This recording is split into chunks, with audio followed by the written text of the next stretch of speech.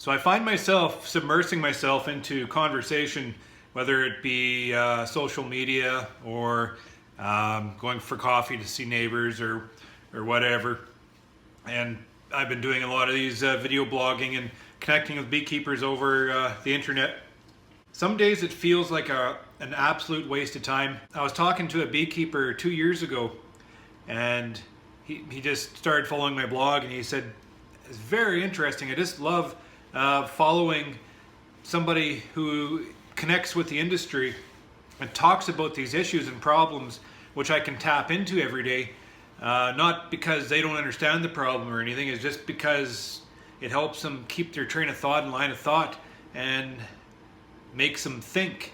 You know, he said, I was just going through the motions every year, just having the problem going through the motion, and that's just the way it's done. But now, he says he started thinking about it, talking to beekeepers about the problems and issues, and trying to think outside the box to solve these problems. So instead of approaching the job just as a routine, he's approaching the job as, you know, a challenge. So I find these videos very useful in that aspect, just because I'm connecting with beekeepers all over the world who have completely different beekeeping conditions than I do, and they manage their hives absolutely different than how I look after my hives. And it just helps broaden the perspective a little bit, just seeing, wow, the ability of these bees, how they interact with nature and everything around them is quite amazing. It's quite staggering, in fact. So it's just that sense of awesomeness which helps me keep interested in this craft, and the challenge of overcoming a lot of these issues. I got this message in yesterday. He addressed himself as sincerely discouraged. I have been following your webcast for some time, and I find it really informative and sometimes envious how well you do with your bees, especially up in the Canadian cold. That might be a bit of a stretch.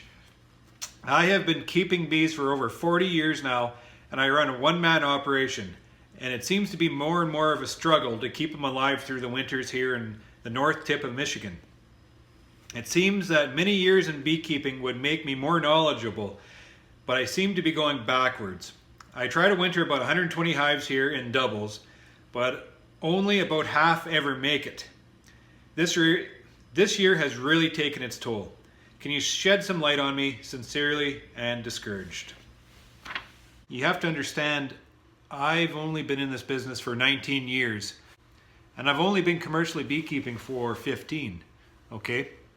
So all the issues that I'm facing right now, and everything I'm reacting to, is based on experience within the last 15 years. In a way, I feel it might bring a more focused perspective. So many beekeepers I talk to who've been in the business for 50 years, third generation beekeepers, they have loads of experience. I almost look at that as being an anchor, right? I mean, we can't be hinging on our beekeeping operations or all our management decisions based on 50 or 60 years of being in that business. Now that's quite the feat, that's quite the effort, and we have to promote that.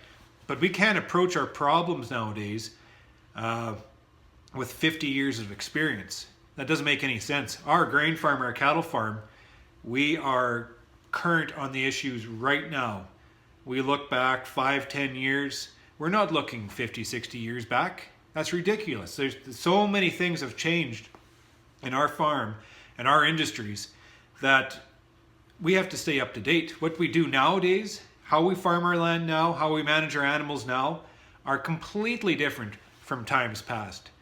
We'll boast too, like we're third generation farmers, and our farm's going to be 100 years old in 22. And that's quite the effort. That's quite the accomplishment. Okay, but that's all there is to that. That's just proof we've been able to manage this business for, our family has been able to manage this business for 90 to 100 years right now. And that's quite the accomplishment. And I'm not going to take that away from anybody. But the issues facing our industry right now isn't 100 years ago, it's now. So we have to spend our attention on what's going on right now. So this sincerely discouraged beekeeper that sent me this message, my feedback to you is I can't help you with what your problems are, but what I can do is help you identify problems to make these bees more productive and healthy for you.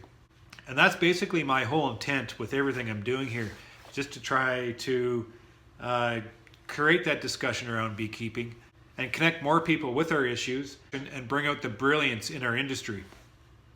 I think the more we share with each other, the more we know what's going on in our hives, the better off our hives are going to be long term, and it's going to make us more money in the long run. So all this waste of time, video blogging project and social media yapping, all this comes together to develop discussion. And the more discussion we have, the better connected we are with the industry. And the better connected we are with the industry and our issues, the better we can address the problems in our hives. So my suggestion to you is to keep what you're doing. Reach out, look for those answers. I want us to open up our hives and look at what the bees are doing and try to understand what's going on. Try to understand what's going on in that hive, and then try to relate that to what's going on outside the hive, and how what's going outside the hive relates to what's going inside that hive.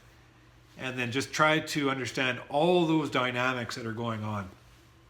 And then we can identify problems and we can address the problems. So whether it be queen replacement, disease control, varroa mite, I mean, it's catching everybody, absolutely everybody. Varroa mites are #1 issue. So maybe it's a mite issue, which leads to compounding viral and other infections, stresses. Maybe it's a nutrition issue because of the changing landscape, less diversity in our bee forage, and malnutrition comes into effect.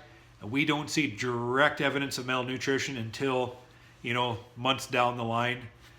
And malnutrition just compounds itself by opening up the bees to added stresses and diseases, okay? Could be pesticides. Could be a big issue there. There's a lot of pesticide use going on. Could be chemical use within our hives, compounding the effect. Lots of things there. Maybe the seasonal management isn't quite where it should be.